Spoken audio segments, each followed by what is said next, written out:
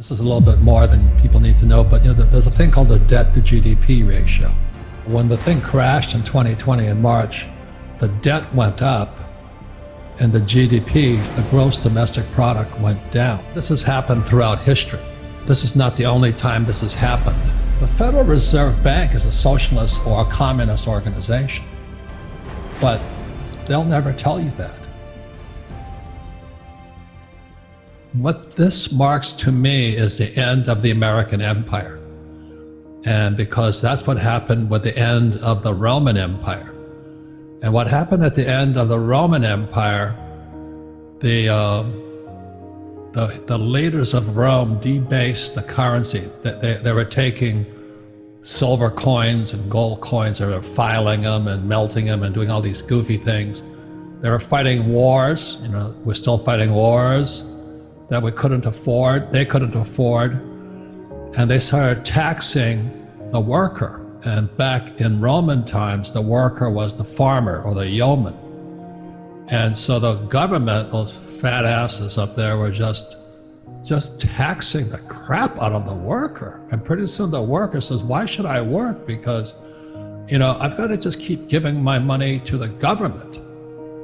And pretty soon they call them Roman circuses, so they're the big coliseums, and they were feeding lions, people to lions and all that other stuff. Today we have the Super Bowl and the March Madness, and everything's the same, it's the same. Our Federal Reserve Bank, our Treasury, and our government has messed up the US dollar so much that they have to find a way to keep people happy. So the stimulus money they print, everybody says, oh God, it's because they shut the economy down and this and that. And everybody says, yeah, so they're going to give me PPP and all of this stuff. So just remember this, that money comes from production.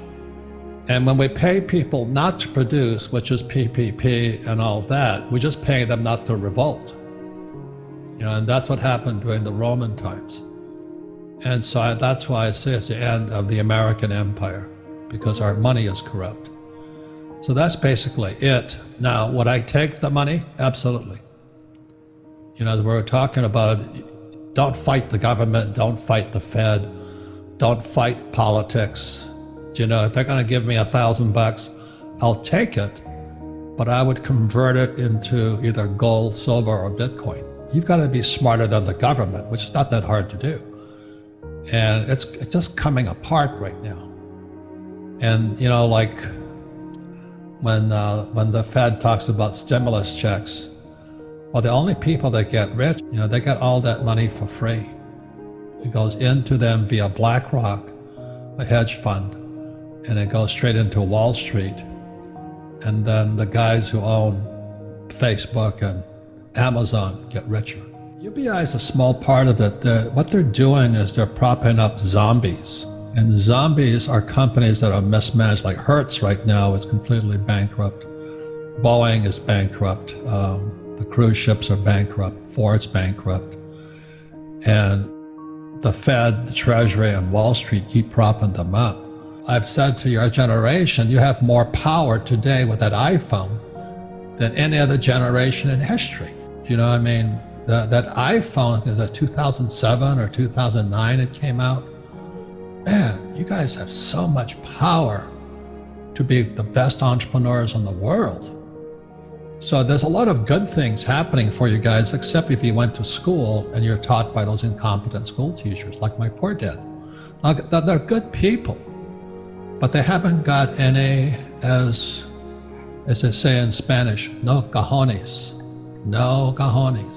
The Federal Reserve Bank is a socialist or a communist organization, but they'll never tall you that. When I was about 25 years old, I started studying this stuff, and the more I studied, the more I felt I needed a shower. They were just lying to us. When the market crashed in 2020, March of 2020, only 16% of the teachers, firefighters, and police officers' pension was funded, 16%. So they had $16 for every 100 they owed. Now it's down to 6. They're broke. So they're covering all of this up, so they want to bring UBI in so they can just mass produce money And then so they're going to pay people not to work so they can escape. Do you know what I mean? So, well, we gave you all this money, and they're going to escape. You know, I say to your generation, with that iPhone, become an entrepreneur. You know, so you don't need the job security. Nothing wrong with it, but you don't want to need it, and you don't need the UBI. You don't need the paycheck.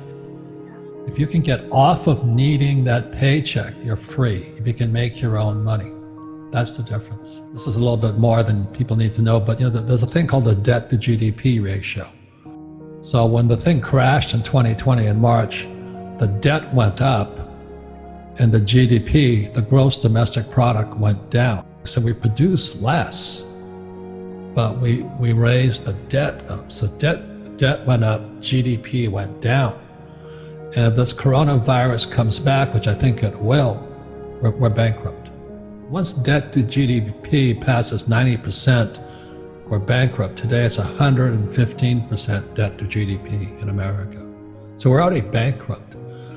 And so the UBI is no different than the Romans paying the Roman citizens to sit in the Colosseum and watch the Dallas Cowboys play the Green Bay Packers. You know, nothing really changes. What they're afraid of is deflation, because deflation means depression. So this thing called quantitative easing, which is printing money, that came out in 1930. You know, Bernanke thinks he did it, but he copied it in 1930. And then they have zero interest rates policy. So what that means is they print money and then they pay you nothing, no interest, zero interest rate policy.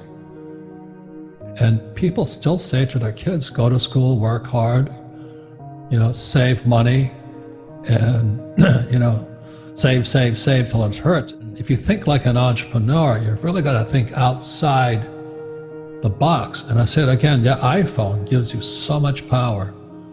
You know, I talked to that young guy. He's got he's